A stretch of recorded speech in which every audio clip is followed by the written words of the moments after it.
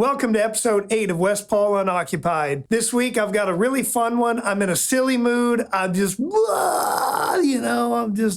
all the stuff going on out there. I'm like, I want to do the ProCo Fat Rat. I've been a big fan of the ProCo Rat ever since I first got my hands on it, which sadly was not that long ago. Really wish I'd have tried it a long time ago, but I never did. So tried it and I like it. Before I get started though with the demo, just want to say if you like these videos, please subscribe to the channel and follow the links below to follow me on Facebook and Instagram. Well, not follow them. Copy it down. Write it down. Just write it down.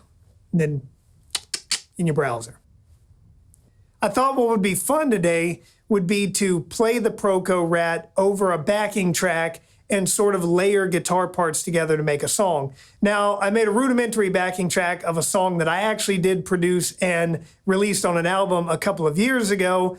This is just a slap together this afternoon kind of thing really quickly for the purposes of demoing the pedal. But I add a different section in each time with a new setting on the ProCo Fat Rat, and that'll be up there on the screen for the whole duration of the demo. The Fat Rat's simple, just like the old original Rat, a distortion, a filter, and a level. The filter is your tone knob, of course.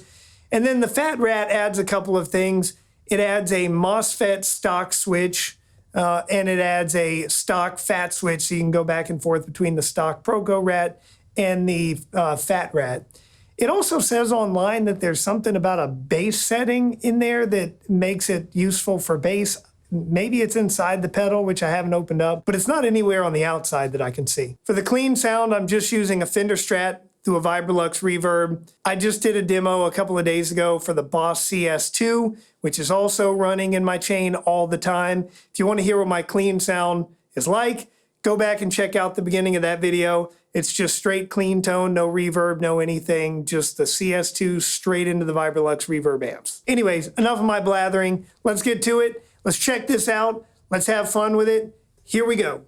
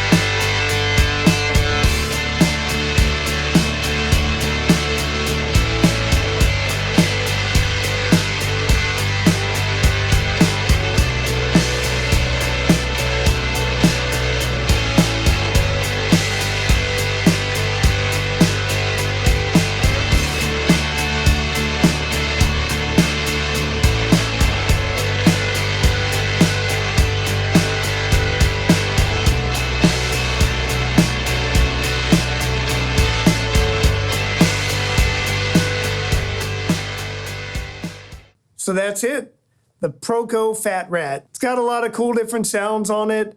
You know, you play with the switch. They don't make that big of a difference, but like the MOSFET switch does add a little bit more smoothness to the mid-range, which kind of makes it sound overall darker compared to the original Rat.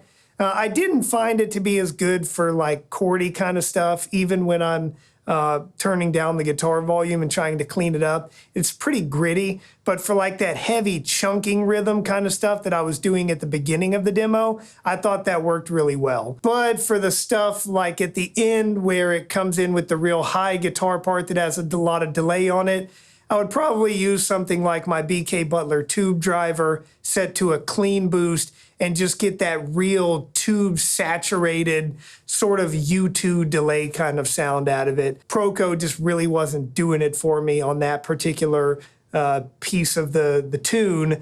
Just a little too much grit and sort of hacksaw buzzsawiness to it. But again, for doing the low chord stuff and the heavy power chord rhythm and all that, it's a great pedal. For like $149, I think it is. It's not a bad deal.